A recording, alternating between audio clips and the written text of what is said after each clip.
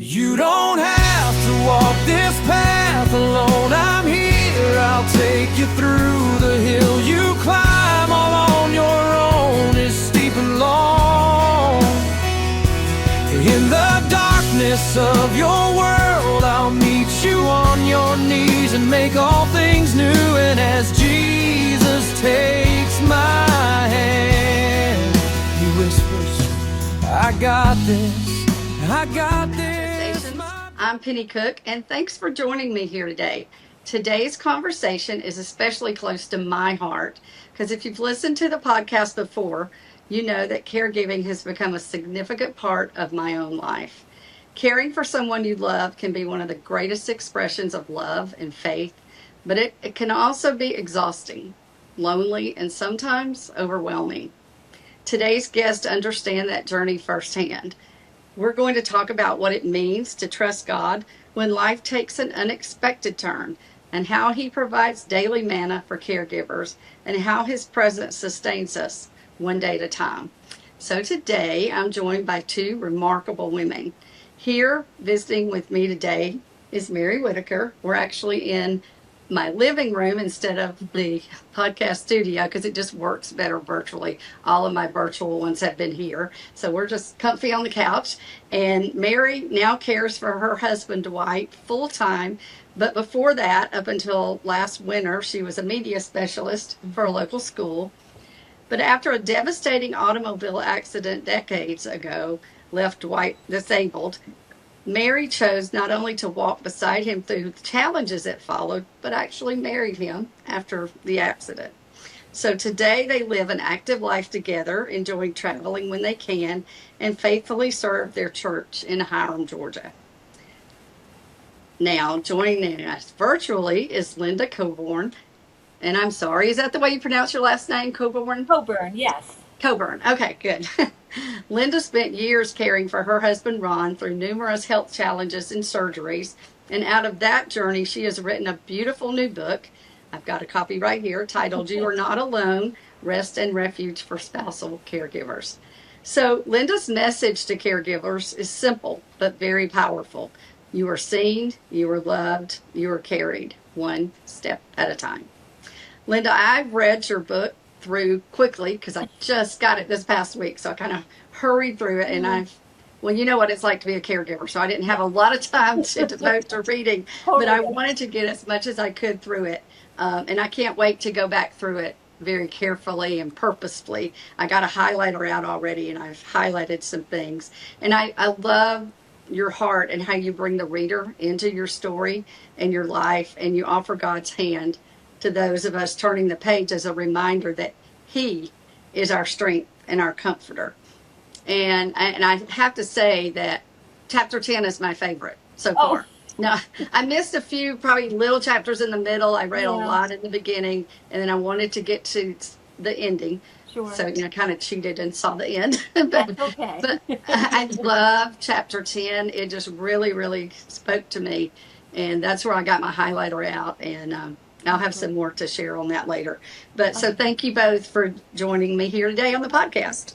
You're very welcome. And before we dive deep into your stories, the meaning behind this podcast, Manna-Festations, speaks to the provision of God for his children, like we saw in the book of Exodus, and how God supplied their daily needs. So we often associate manna with bread, whether or not it was real bread, I don't know. It was manna and it was nutritious, but we associate that with bread. So what is your favorite type of bread, Mary? Well, my favorite is monkey bread. Have you I know heard what of that is. Yes. So it's cinnamon, which I love, Mm-hmm. and gooey, and you can get it at Walmart, just in the freezer section, like next to the garlic bread and everything that's frozen. And you can put it in the microwave, so it's really easy. We had some this morning because I was anticipating this, and I was like, well, I'm going to remind myself what this tastes like. Yeah. And it's gooey, and you pull chunks out. It's pull-apart bread. Yeah. So have you had it before? I have had monkey bread before. My husband, too, loves cinnamon. So not all the time, but once in a while I would pick up monkey bread. It's from the freezer section. Heat that up as a treat for him. So, and the most fun my kids had with it was pulling it apart. Right. Right. Oh, sure. 'Cause that's a fun thing to do, to pull it apart. Yeah. Yeah. I actually made that. I've never had it. I didn't know they sold it ready made. I made that a long time ago when you get like canned biscuits and cut them in fourth and Oh then yeah, make your own cinnamon and sugar, put it in a bundt pan. Makes the yeah. same thing. Okay. But buying at Walmart. I'm sure the Super homemade easy. version tastes better. I seem to remember my grandmother doing that too. So I Yeah. think that you That was the first time I'd heard of monkey yeah, bread. cool. So, okay, Linda, your turn. What's your favorite type of bread? My favorite type of bread is banana bread. My daughter makes the best banana bread in the world because she mashes up bananas and uses that instead of any oil. So you've got real bananas and real butter and real stuff in there. So she's become quite known in her church for banana bread. Oh, And like wow. people are always asking, make banana bread. Yeah. Banana bread. Sounds yummy. Especially when it's warm. I like banana It bread. is. And again, the cinnamon smell and Yeah. just it's just such a lovely thing. So last year we actually were trying to bake cookies for our friends, and they didn't turn out so well. So we decided this year we're just going to make banana bread. I think you've There you go. banana Yeah. bread. I think we're all agreeing on the cinnamon Yes. trend here. We all like cinnamon. Nothing I actually had my friend that if you watch the podcast, you know one of my sponsor, the advertisers is Naomi Freaky, who Right. owns Yellow Daisy Bakery. So I had some of her homemade cinnamon rolls this morning for breakfast, and they were so good. Lots of cinnamon. I warmed them up, so it was that gooey cinnamon in the middle. Really good. Yeah. I can smell it all the way up here in Texas. I know. We're going to finish this podcast, and I'm going to want another one. So. Absolutely, absolutely. All right. Well, that was fun. Okay. If you love bread like most of us do, check out my friend Naomi Fricky, who owns Yellow Daisy Bakery in Dallas, Georgia. She makes amazing fresh bread and baked goods using fresh meal flour and quality ingredients. No bleaching or artificial preservatives. And for my family, that is so important. Everything I've tried from Naomi has been absolutely delicious. And you know, it's easy to find Yellow Daisy Bakery on Facebook for her weekly menus and pricing. Be sure and check her page every week because she often adds new items. We'll drop her Facebook link in the show notes below and a QR code here. If you mention Manna-Festations, this podcast, you'll receive 15% off of your first order. Now, back to our podcast. And I will share this, so I thought poets, when they talked about being lovesick, that it was just a metaphor. Mm-hmm. Well, it literally physically happened to me. So after that first date, I was literally sick. I felt sick to my stomach, but that sounds bad. But what it was is I get anxiety. I feel it in my stomach or my intestines. A lot of people do. That's like butterflies in your stomach. So I literally got lovesick and couldn't for 2 weeks. I ate soup and crackers. I lost weight, which is not the best diet plan. But yeah, so that's just kind of how it got started with us, and we ended up dating for 6 months. And I actually had to slow him down. He wanted to ask me sooner. So when we'd been dating for 6 months, we were engaged, and then we got married within a year of meeting. So we met in September or August of 1999. We're married by September of 2000. So that's not my personality. I'm usually slower at all this stuff, but I think my personality went through a dramatic shift right then with all of that. So, but then in the back of my mind, I did think of, I didn't go in this blind. I knew there was going to be differences in marrying someone with a severe disability, but I pictured the worst case scenario, which would be taking care of him when he's bedridden, which we're not to that point. But I'm just a loyal person, and maybe that was something that happened because of the trauma of my childhood. But I feel I couldn't imagine myself abandoning someone in that position. So, but then I was just very much in love, which I'm glad I went through that period. Anyone who's been married for as long as I have, it's just going to be 26 years this year. Cool. You have seasons of different feelings, but you don't feel that initial swept off your feet feeling for very long. So I'm glad to have had that. And I know I wanted to say that because I don't know if people would realize that I went through that same experience. That's just important. like anybody else does. So, yeah. So, were you both Christians at the time that you met, or did that happen later in your life together? Or No, we were both Christians okay, from when Dwight was probably 7 or 8, and I was 5 when I became a Christian. So we oh, okay, grew up in Christian families and Christian home, and we met at church. But we were, I know people can, still be going to church and not well, believers, yeah. but yeah, we were both And very much so, so. when you decided that yes, I'm going to marry this man, because you felt that that was part of God's plan for you. I mean, did you have that peace? In a way, I mean, I was 24, so I will say, no, I had some doubts close to time, and I was talking to Dwight about that. He's like, everybody feels that way. So, but at the same time, you might be giving me too much credit to think I thought, even though I was a believer, that I was, like I said, I was in love and I wasn't really thinking rationally too, in some way. So I don't want to paint myself as like people think, oh, she's an angel, she's whatever. No, I mean, I thought of, like, at that time I was focused on God's purpose for me in leading small groups. But as far as my marriage, I know marriage is important, but like, I don't know. I wasn't thinking as rationally as I should have, carefully as I should have been. I was a little it's not my personality to be reckless, but because of that scenario, it kind of happened that way. Yeah. I don't know. I know that sounds strange and not expected, but anyway, I think I feel so grateful to God that Dwight turned out to be everything. Like, a year is not a lot of time to get to know someone, especially in this scenario. So I feel grateful that I think he is the right person for me, but I probably took too much of a risk. Well, no. God was in it. Yes, he was. But anyway, so yeah. All right, Linda. So tell us a little bit about you and Ron now, and what life looked like before caregiving became part of your story. All right. Well, first of all, marriage is a risk, no matter when. It's always a risk.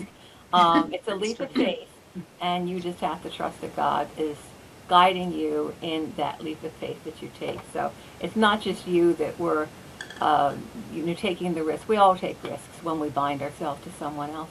I met Ron at a cousin's wedding. A wedding I actually did not want to go to. My mother forced me to go. And so I met this tall, handsome young man back at the restaurant. And I thought, wow, looks like a nice guy. So we were standing together, and I was actually sitting on a bar stool, and my younger cousin, pushed me off the bar stool, and Ron happened to be standing next to the bar stool. So he kept me from falling. Now, my kids like to tell the story two ways, that Mom fell for Dad right away, or that Dad picked her up in a bar. So depending, Cute play on words, yeah. The story goes both ways. But the first thing my husband ever said to me was, "You have the most beautiful blue eyes I have ever seen." Now, the truth is, I'd heard that before, but he sounded sincere, so I gave him my phone number. So, and we got married a year later. Again, like Mary, it was very quick. When you know, you know. So we met September 13th or sometime around there, and we got married the next year, October 4th. So we had known each other just a little over a year when we got married. Life became what life was. I was still in college when we got married. I was only 20, and I was still finishing up my teaching degree. And we had 2 kids right away, and then another one a little bit later on. And I was teaching and going to graduate school and doing the usual things. We were a family that went to church all the time, and we taught Sunday school, and we worked in the children's ministries. And Ron cut the grass at church and was a deacon and did all the things that were expected and all those things. And we were always a family that gave a lot to others. My older son liked to bring home what we called lost boys, kids that needed a place to stay for a few weeks or something. And they would come and hang out in the living room and the dining room. So we had a host of lost boys. But Ron's accident, again, it was a car accident. It was totally unexpected. I was in a graduate class that night, and when I got home, my daughter, who was 16 at the time, she was flipping her car keys in the air and crying, and I said, "What's the matter?" She said, "Daddy's been in a really bad accident and we have to go." And so we left the house not knowing what the accident was, not knowing how serious it was, really not knowing what was going to happen. and what the future was going to bring for us. So it was a pivotal moment for me because my life changed. They say life changes on a dime, and in this case it did. It really did turn on a dime. So I guess she received a phone call then at home Actually, by herself? my in-laws had received a phone call, Oh, okay. and they knew I was in graduate school. My husband had enough presence of mind in the ambulance to say, "Don't call my wife. She's in graduate class. Don't call my kids. You'll scare them to death. Call my father." So my father-in-law came down to the house and told my daughter and my son, my younger son who was home, what was going on, and told them to tell me when I got home. I always thought it was lovely of him not to want me to drive home from an evening Absolutely. class, being upset about that, and amazed that Ron had the presence of mind to think about that, to think about us as he was being wheeled into the ambulance and was on his way to the trauma ward, so that he knew about that. When you now, hindsight, when you look back at your life before that happened, before that night, did you have any idea that God was preparing you or had been preparing you for what was about to come to be able to handle that, or Well, now looking back, I can see that there were God's fingers along the way here. Mm. When I was 19, I was diagnosed with a serious eye disease called keratoconus, and the possibility that I would be blind was kind of like blatantly presented to me. And so I kind of like learned to live with that idea that I might myself sometime be disabled and be blind. And our youngest son is autistic, so I think too there was that preparation of knowing that he was differently abled and Right. neurodivergent, and had to think about taking care of him. Also, Ron had had some mental health issues a few years before that led to a diagnosis of bipolar disorder. So I think, yeah, there were some indications here that God was preparing me for this. I don't think that to the extent that Ron's injuries became so evident and the care that he needed, I don't think I was aware of that until Right. it was really going on. Because Yeah. you think, it's going to be over. He'll be better. He'll come home again. Of course, yeah, yeah. And not knowing, and we'll get into that later, but not knowing day Yeah, by day, that's some of the hardest stuff to live with while you're it just really sitting and is. waiting. And yeah, so, Yeah. well, Mary, let's go back to your story for a minute. What some of the biggest challenges that you faced early on after you're married now, you're going more into the caregiver mode as Dwight progresses some in his disablement. So what was that like? Well, at first, he actually wasn't as disabled. I mean, he's progressed as he ages, as we all age. But then when you're disabled, it just has more impact for more caregiving. But he was still able to do a lot. In fact, as 5 years ago, he was still dressing himself and getting up. I could leave for work and didn't even help him with those things. So, but. And so at that time, he in fact, he could actually vacuum the house. I know you're thinking he's in a wheelchair. That's just like for balance and Mm-hmm. safety. But like he could, as long as he was leaning on something. So he could lean on a vacuum and vacuum the house. He would do laundry. So he did those things. But as long as he's leaning on something like a wall or whatever. And he could do, Yeah. he could get out and ride his recumbent tricycle. He could get out, get on it on his own and do all that on his own. So that you guys, know him now. So you're like, what? So that was Yeah. though he was 33 when we got married. But at that time there still were some caregiving challenges. So he had like maybe 6 months prior to our marriage, he had there'd been a break on his the one good arm that he has, his left arm. He had broken it at the wrist, and he had to have they didn't catch it all at first. Because that, I think it got worse, but he had to have a screw put in it. And so he went through this major surgery, and 6 months later, he was still in a cast. But because Dwight's such an adventurous person, he wanted on our honeymoon to go on the Ocoee whitewater rafting. So he had the cast taken off. So for our wedding and the whitewater rafting and our honeymoon, he had the cast taken off. And it went back on when we got home. So the challenge is he at that time he probably could have showered. He didn't need a shower chair or anything. He could have leaned against things in the shower to shower by himself. But at that time he needed my help just because you had to put a plastic bag, a big garbage bag, on the cast, right, and then shower. So we did have some physical challenges then, but there weren't as much as it is now. And even thinking about this repair, I'm like, wow, it has come a long way. I do a lot more now than I did then. So that would be the first one that happened right off the bat.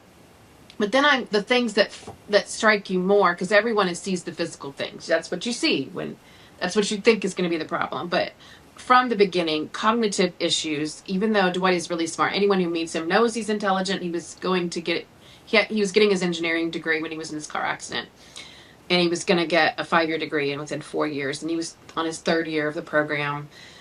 And he's just really smart in all areas, not just the math and science he needed for that. In fact, he was good at English, which my degree was in English. And so he knows vocabulary words I didn't know. So he's really smart at those things. But still, there's another level of cognitive that has nothing to do with like your intelligence and what you know. He's really good at trivia, by the way, and I am not.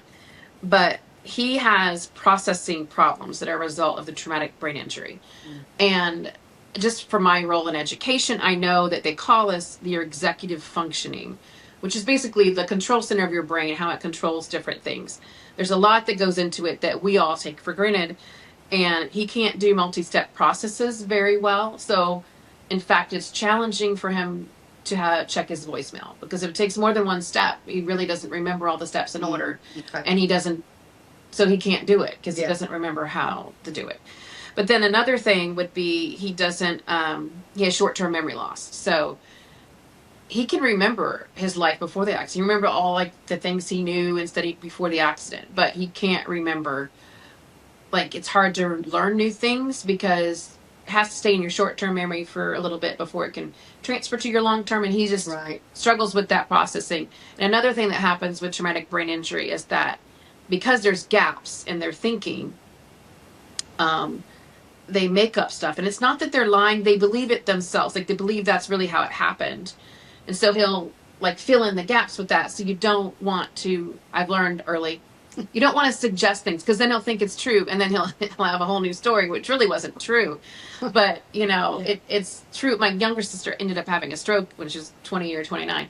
She said she experienced the same thing after that. Like, she saw major gaps, and she started feeling that she caught herself filling in the gaps with things that she realized weren't true. So I don't ever ask it. Like, if I got a phone call, I didn't ask him who it was, because if I suggested, oh, was it so-and-so? He'd like, yeah. And then I'd call that person and like, no, we never got him. So, so suggesting it doesn't help. So we ran into those things. Like, if we had to call and take care of a bill, I got to the point where I would like list out, because we were trying to divide up everything. A married couple like divides out what tasks you do. Once I figured out he couldn't really do it really well, I would list it all out, the things he should ask. And then I'd ask him afterwards, and he didn't ask any of the questions that I'd written down. So I had to do it anyways. But then it was like, it's more hassle to do that. But then, I do struggle with the balance of like, what do I go through the longer process of it takes to do it versus can't take over everything, because then he's going to regress further. Right. I don't know. It's a struggle, but yeah. I think maybe every caregiver identifies with that. If you ask my husband, who's sitting right in the room with us, he'd tell you that I try to do too much. He's like, I can still do that, but my caregiver side wants to say, I'll do it. Don't do that. So I have to kind of back off. Well, I'm purposefully doing this, and I just have to not worry about what other people think, because I think they might judge, but they don't live in our life. Right. But like, right now, I want him to still use some of his physical strength to do things. Sure. So when I get him in the car, I don't scoot his legs in and like move them in myself. I roll the wheelchair back and get that back in the back of our minivan, and I let him do that himself. If he still can't do it, which he can't do it on an incline or when it's raining. Sure. But normally he can do. I let him do that, because if I do everything, he's not going to be able to. He's going to be able to move less. That's true. Yeah. So good. So Linda, when I was going through your book, I know you write in maybe more than one section, but something I remember about one of Ron's surgeries, you said that you found yourself treading on unknown ground. And I know that that's really scary when you have no idea. It's like, I've never been here. I don't know how to do this. So tell us a little bit about that season. Well, actually, the whole thing was unknown ground. We Yeah. kind of learned Yeah. it as Mary realized. We learned it as we went along. And I wanted to say I understand what Mary was talking about, because in the first year after Ron was injured, I often thought, am I taking away from him his ability to be the man of the house, the head of the household? Am I taking that away from him? But you do what you have to do. And there were things that she just could no longer do that had to be done, so I had to learn to do them. But what you were referring to, Penny, I was in a graduate class that night, and I was doing a presentation on American literature, and my cell phone rang, and I had given my cell phone number to no one. It was a number that I only had a cell phone so doctors could reach me.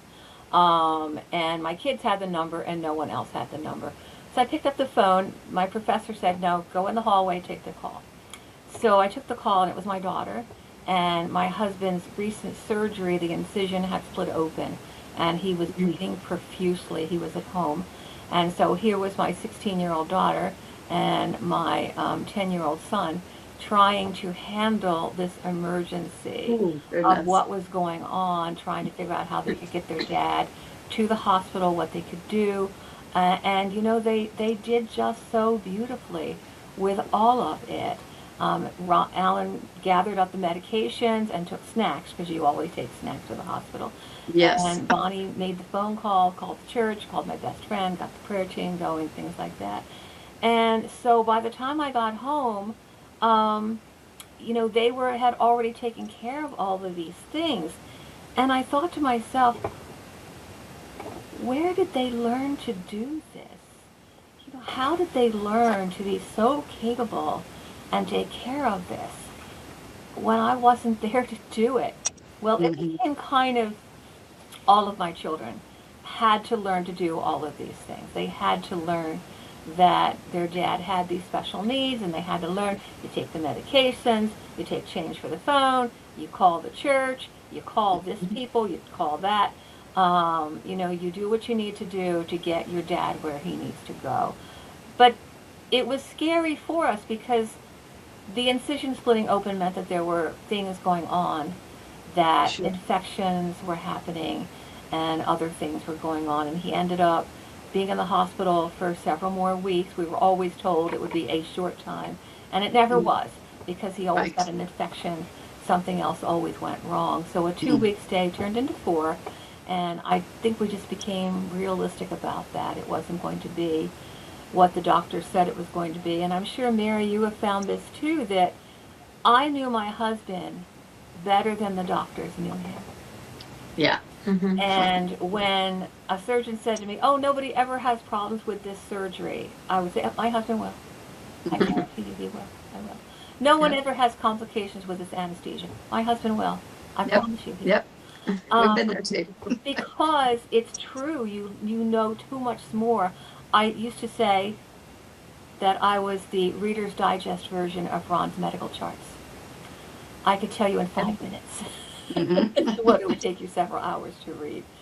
But there were just challenges, and there were many, many, many, many challenges, moments along the way as you read some of them in my book, not all of them, but there were a lot of challenges during those times where we really just need to lean on the love of God and the grace of God. And I remember sitting in the hospital that night with my kids, and we had no idea what was going on, no idea how serious this was, no idea what the burst incision was doing, no idea what his insides were like, and just sitting there praying. This is what we do. We can pray. This is all we can do. And then the best thing to do is to turn this over to the Lord, because we didn't know what was going on. And so that definitely going to God in prayer, getting in His Word, that's how He meets us in our challenges. You know, there's nothing else we can do during those times.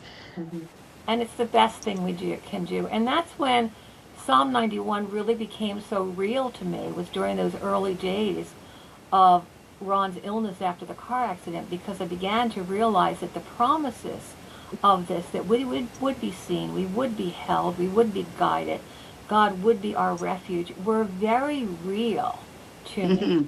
I could sit in a waiting room in the late hours of the night waiting to know what was going on, but I wasn't alone because God was still there with me. He was still my Right. refuge. And it was just wonderful to know that and to have that assurance that God was there. Yeah. And to someone that may not be a believer or whatever, that's hard to explain because it's a spirit. It's not a physical person like Mary sitting beside me or Mm-hmm. even you and I looking at each other on the screen, Right, but yeah. you can feel it just as deep as you can't explain it, but it's there.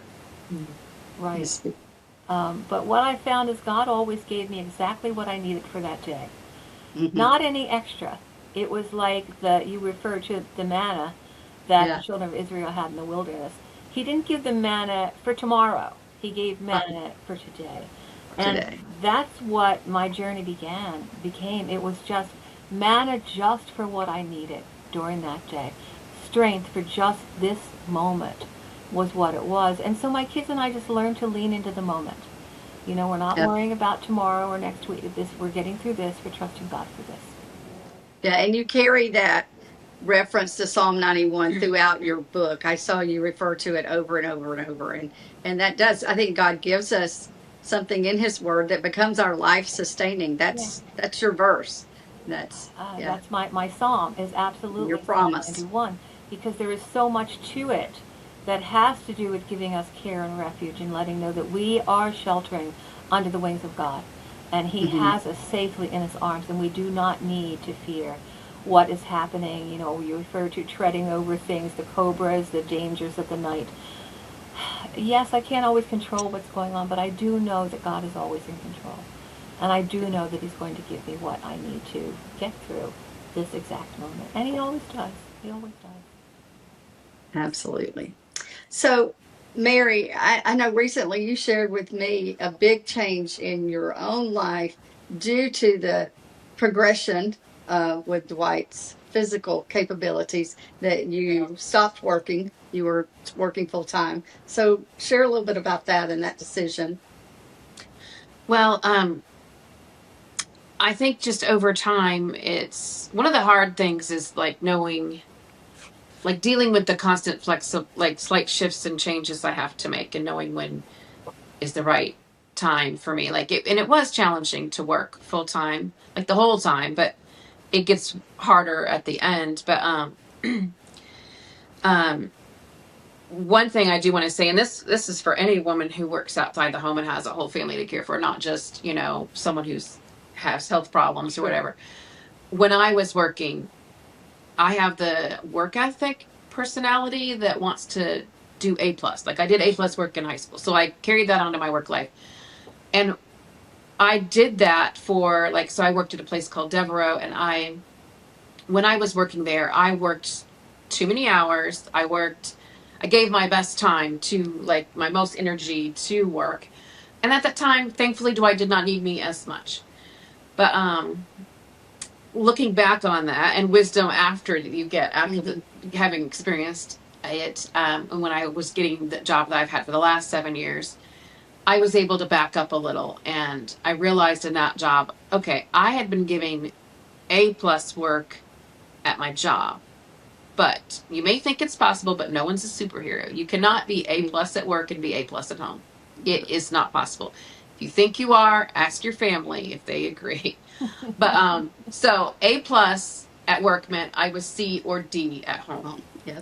So once I started seeing it that way, I realized, okay, I'm going to back off and I'm going to be C plus at work, and I'm going to try to aim toward B. Or I don't think you can, if you're not staying home, I don't think you can be in the A range. But yeah. I would say just knowing and living that reality. But I started backing off from work, but that did mean because you get accolades at work. People, when you're in the education world, you're not going to ever be the teacher of the year. Someone else votes for you if you can't dedicate the time to do the extra things outside of it. But I was like, you know what? I need to stop giving lip service to, oh, I prioritize my family. Everyone says they do that, but is that really what they do? Yeah.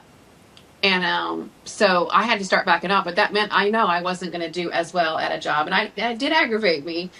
But I mean, I did the basics that you need to do. I wasn't like, totally lousy, but like, I just wasn't giving the extra. So, and so God was teaching me in that experience. I think I kind of learned what I'd been doing with before, and that kind of coincided well because Dwight was needing more help.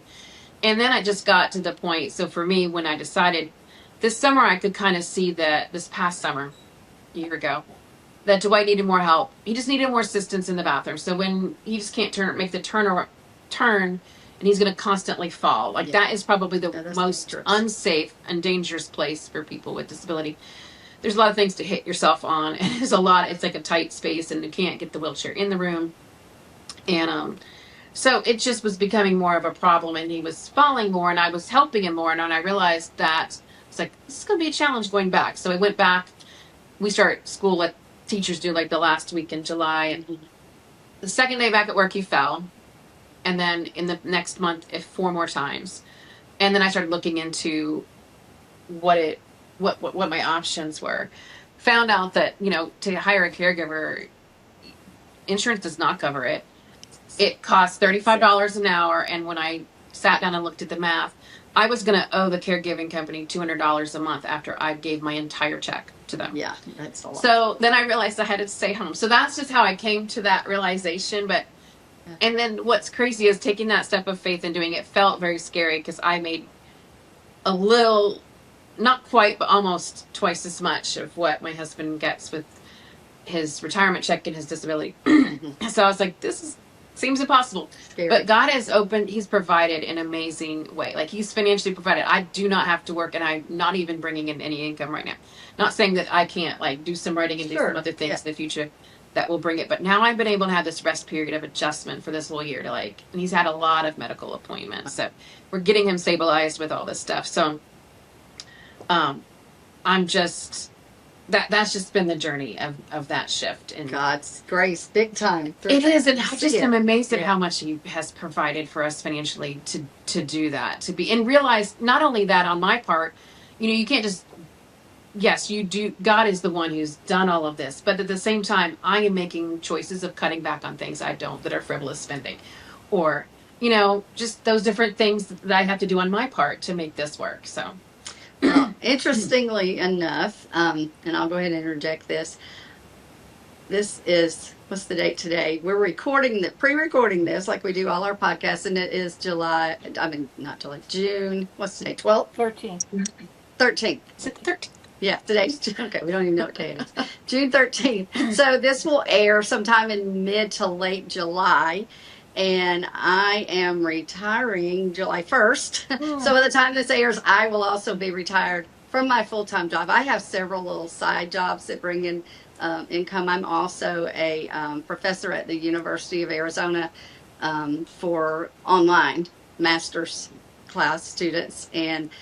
But that's one course every 6 to 8 weeks. So that's not like working a 40-hour hardcore. I was a project manager, am still for a couple more weeks where I work, and so that was taking a lot of time. And Dennis's care is very manageable, but very tiring. Mainly the hours that we work around that. So this is a blessing. It is time. I've been praying about it for some time, and God really opened the door. So I'm excited now that I can say, by the time you all see this, I'm retired too. So. Hey there. Thanks so much for joining us today. You've been listening to part 1 of a 2-part series with Mary Whitaker and Linda Cobourn. For this series, You Are Not Alone, Finding Strength in Caregiving. I cannot wait for you to hear part 2 and hear the rest of their journey and more about Linda's book, all about caregiving and just a raw journey of what it's like to depend on God during some of the most challenging moments. Linda's book is awesome. You'll hear more about that. Chapter 10 is my favorite. If you get the book and you read it, chapter 10, like I said, is my favorite. So I hope we will see you back next Monday. Again, this is Penny Cook with Manna-Festations. Thanks for listening. You don't have to walk this path alone. I'm here, I'll take you through the hill you climb all on your own. It's steep and long. In the darkness of your world, I'll meet you on your knees and make all things new. And as Jesus takes my hand, he whispers, I got this, my baby girl, I got this.